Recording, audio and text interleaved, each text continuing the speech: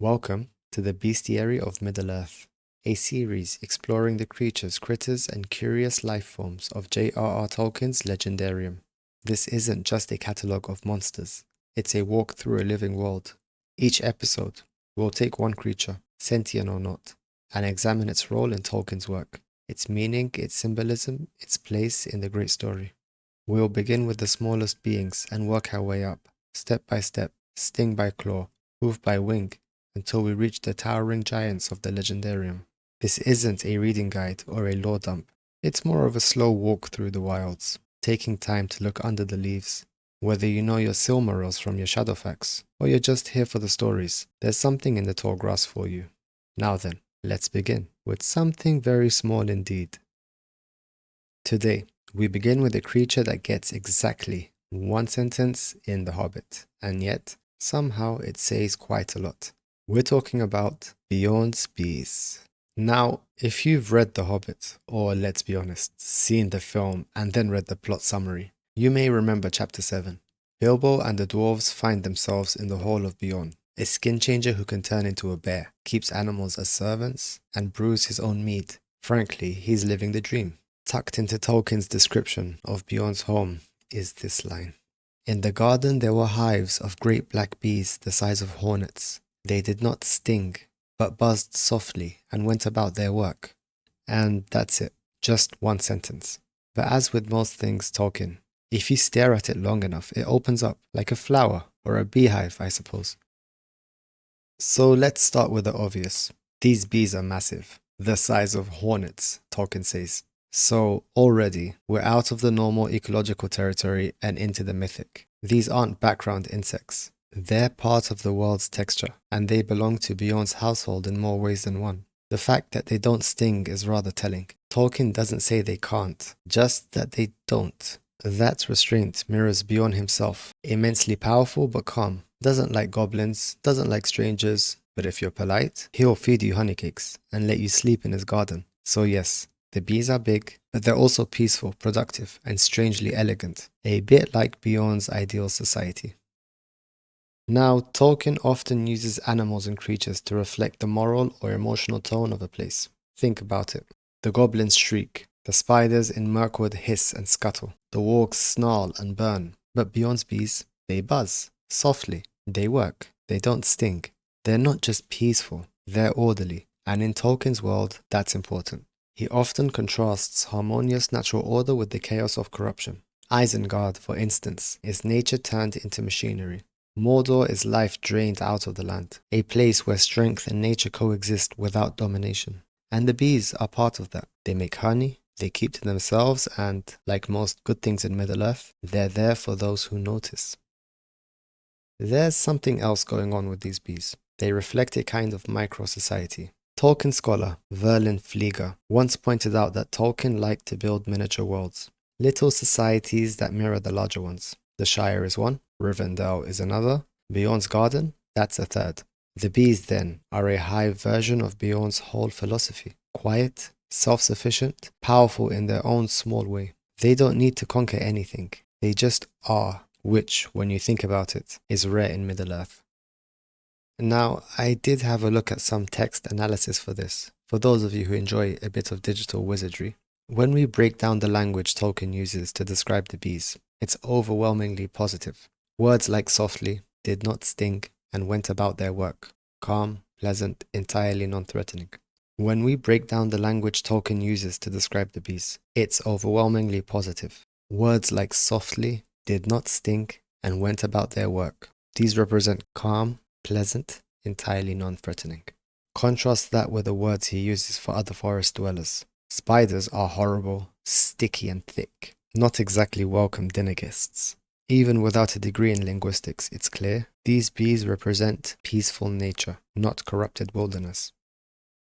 Of course, Tolkien didn't invent this idea of the bee as a sacred creature. In Norse mythology, bees were associated with divine order and communication. Honey wasn't just food, it was mead, the drink of the gods, a golden liquid that connected the human world to something higher. So when Tolkien gives Beorn bees, he's connecting him to that ancient idea, the old ways, the sacred relationship between man, beast, and the land. Even Beorn's name hints at it. In Old English, Beorn can mean man, warrior, or even bear. A poetic kenning, a name that bridges language, myth, and nature, just like his bees.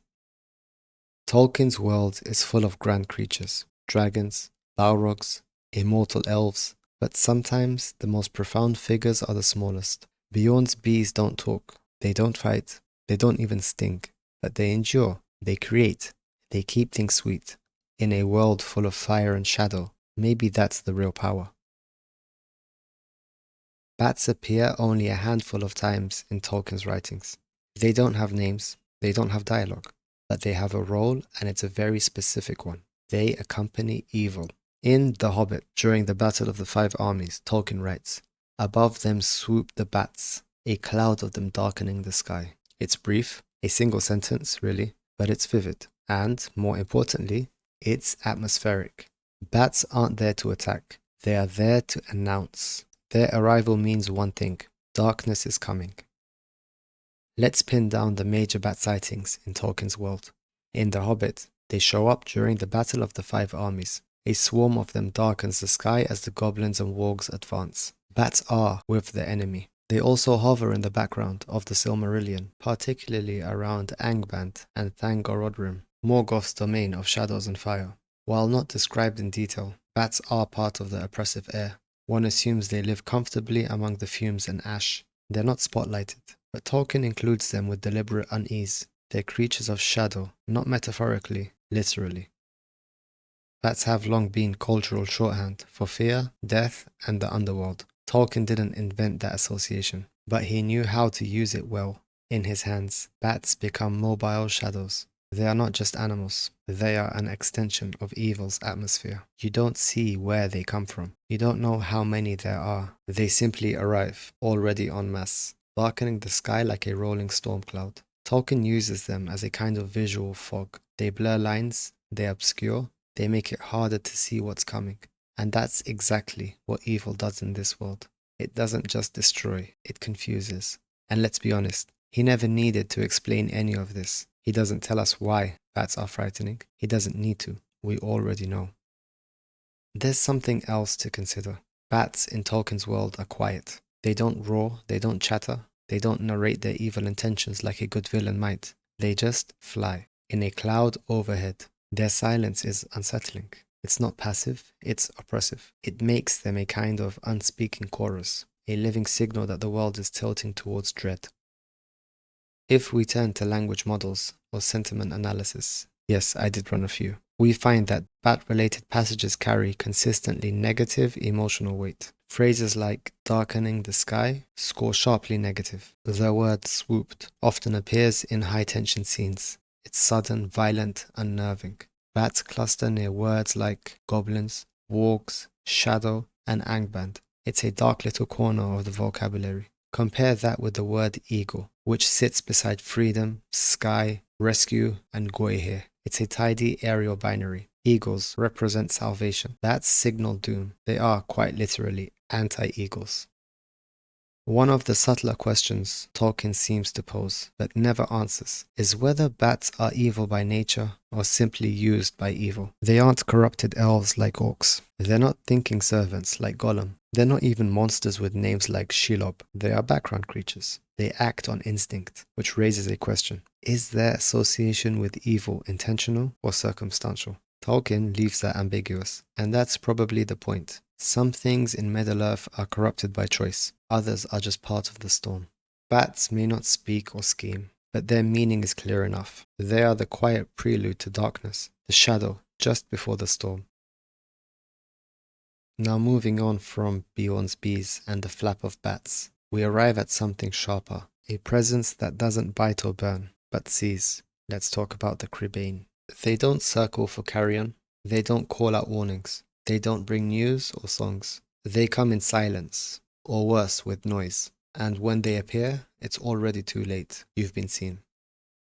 Crows and ravens are familiar symbols in myth and folklore. Death, battle, memory, prophecy. You'll see them perched all over the literary world. But Tolkien gave us something slightly different. Something more coordinated, more intentional.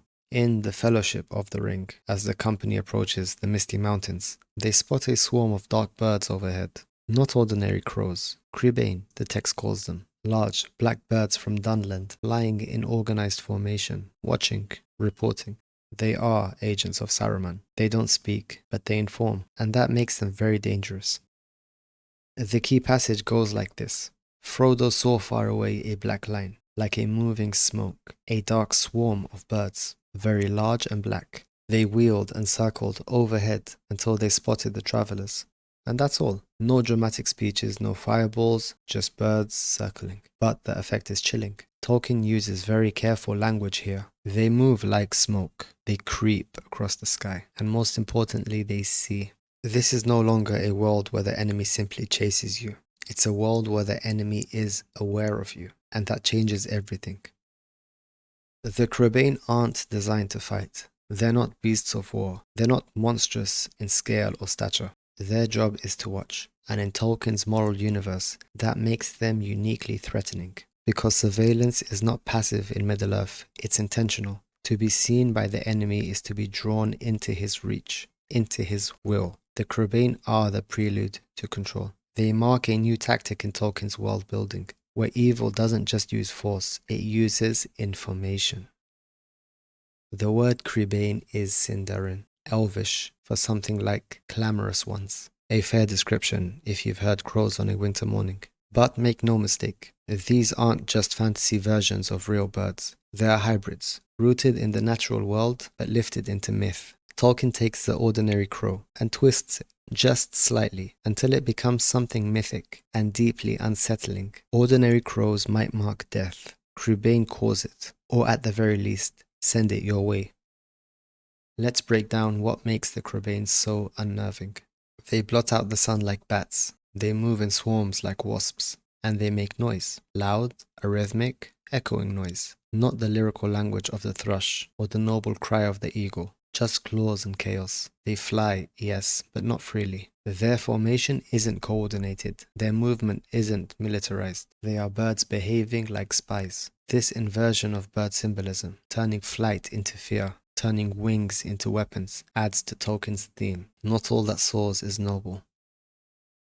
If we run sentiment analysis on the passage describing the Cribane, phrases like a dark swarm creeping across the land and wheeled and circled overhead, we get a strong negative polarity. Even the verbs matter. Creeping, wheeling, circling. No grace, no poetry, just threat. Compare this to the eagles who descend, rescue, or bear away. Their language lifts. The Cribane's language presses down. Even without dialogue, the message is clear. They are not here to help.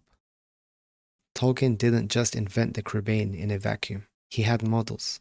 In Norse myth, Odin's ravens, Hugin and Munin, fly across the world and bring back knowledge. They are wise, they are loyal. Now imagine them, still gathering knowledge, but feeding it to a false king. Saruman is no Odin. His birds don't return with wisdom. They return with targets. Even medieval bestiaries treated crows and ravens as symbols of death, battle, and spiritual blindness. Tolkien simply adds surveillance.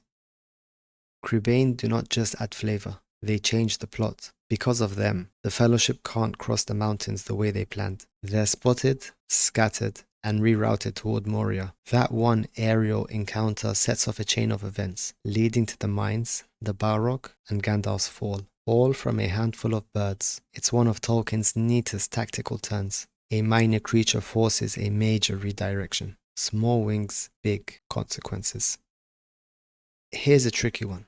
Are the Cribane truly evil? They don't speak. They don't seem cruel. They serve Saruman, yes. But are they doing so willingly? It's never explained. Maybe they've been enchanted. Maybe they've been trained. Or maybe they're just birds, neutral by nature, but conscripted by evil. And perhaps that's Tolkien's point. In a world under siege, even the skies can turn against you.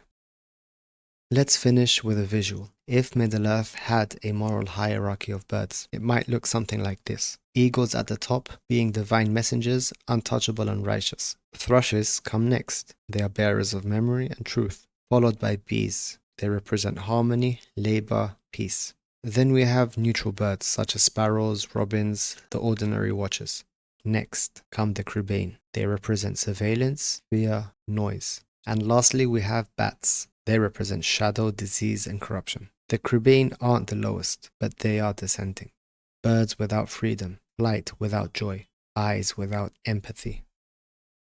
That's all for this episode of the Bestiary of Middle-earth. The Cribane are a reminder that danger doesn't always roar. Sometimes it watches, sometimes it flaps overhead, and sometimes it forces your story to change without ever laying a claw. If you're enjoying the series, please do follow, please do subscribe, give a like to the video, or recommend it to the kind of friend who has very strong opinions about Tom Bombadil. Until then, stay low, keep quiet, and never ignore the crows.